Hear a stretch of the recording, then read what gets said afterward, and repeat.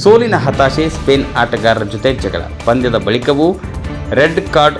ಸೋಲಿನ ಹತಾಶೆ, ಸ್ಪೇನ್ ಆಟಗಾರರ ಜೊತೆ ಜಗಳ. ಪಂದ್ಯದ ಬಳಿಕವೂ ರೆಡ್ ಕಾರ್ಡ್.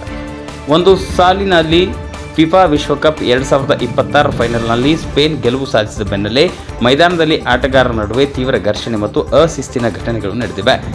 ಪ್ರಮುಖ ಸಂಗತಿಗಳು: ಸ್ಪೇನ್ ತಂಡದ ಐತಿಹಾಸಿಕ ಜಯ. ಫಿಫಾ ವಿಶ್ವಕಪ್ 2026 ಫೈನಲ್ ಪಂದ್ಯದಲ್ಲಿ ಫೆರನ್ ಟೋರೆಸ್ ಅವರ ಏಕೈಕ ಗೋಲಿನ ನೆರವಿನಿಂದ ಸ್ಪೇನ್ ತಂಡ 1-0 ಅಂತರದಲ್ಲಿ ಅರ್ಜೆಂಟೀನಾವನ್ನು ಸೋಲಿಸಿ ಚಾಂಪಿಯನ್ ಆಗಿತ್ತು. ಆಟಗಾರರ ನಡುವೆ ತೀವ್ರ ಘರ್ಷಣೆ. ಪಂದ್ಯದ ಮುಕ್ತಾಯದ ನಂತರ ಅರ್ಜೆಂಟೀನಿಯಾ ಲಿಯಾಂಡ್ರೋ ಫೆರಡೆಸ್ ಅವರು ಸ್ಪೇನ್ ಆಟಗಾರ ಎರಿಕ್ ಗಾರ್ಸಿಯಾ ಮತ್ತು ಗಾವಿ ಅವರನ್ನು ದೂಡಿದ ಪರಿಣಾಮ ಮೈದಾನದಲ್ಲಿ ಬಿಗುವಿನ ವಾತಾವರಣ ನಿರ್ಮಾಣವಾಯಿತು. ಫೆರಡೆಸ್ಗೆ ರೆಡ್ ಕಾರ್ಡ್.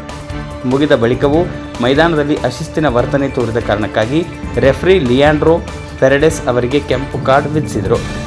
ಫೆರ್ನಾಂಡಿಸ್ಗೆ ಕೆಂಪು ಕಾರ್ಡ್ದ 90+3 ನಿಮಿಷದಲ್ಲಿ ಸ್ಪೇನ್ನ ಪೌ ಕುಬಾರ್ಸಿ ಅವರ ಮೇಲೆ ರಫ್ ಟ್ಯಾಕಲ್ ಮಾಡಿದ ಎನ್ಜೋ ಫೆರ್ನಾಂಡಿಸ್ ಆಟದ ಅವಧಿಯಲ್ಲಿ ಕೆಂಪು ಕಾರ್ಡ್ ಪಡೆದು ಹೊರನಡೆದರು. ಕೋಚ್ ಸಮಾಧಾನ ಪಡಿಸುವ ಯತ್ನ. ಅರ್ಜೆಂಟೀನಾ ಮುಖ್ಯ ತರಬೇತುದಾರ ಲಿಯೋನೆಲ್ ಸ್ಕಾಲ್ಕೋನಿ ಮತ್ತು ಸಹ ಕೋಚ್ ಪರಿಸ್ಥಿತಿಯನ್ನು ತಿಳಿಗೊಳಿಸಲು ಮೈದಾನಕ್ಕೆ ಬಂದು ಆಟಗಾರರನ್ನ ಸಮಾಧಾನಪಡಿಸುವ ಪ್ರಯತ್ನ ಮಾಡಿದರು. ಪ್ರಮುಖ ಅಂಕಿ ಅಂಶಗಳು: 2026 ಫಿಫಾ ವಿಶ್ವಕಪ್ ನಡೆದ 106ನೇ ನಿಮಿಷ ಸ್ಪೇನ್ ಗೋಲು ಬಾರಿಸಿದ ಸಮಯ 1-0 ಪಂದ್ಯದಲ್ಲಿ ಸ್ಪೇನ್ ಗೆಲುವಿನ ಅಂತರವು 90+3ನೇ ನಿಮಿಷ ಎನ್ಜೋ ಫೆರ್ನಾಂಡಿಸ್ ಕೆಂಪು ಕಾರ್ಡ್ ಪಡೆದ ಸಮಯ AI ಬಳಸಿ ಸಂಸ್ಕರಿಸಲಾಗಿದೆ.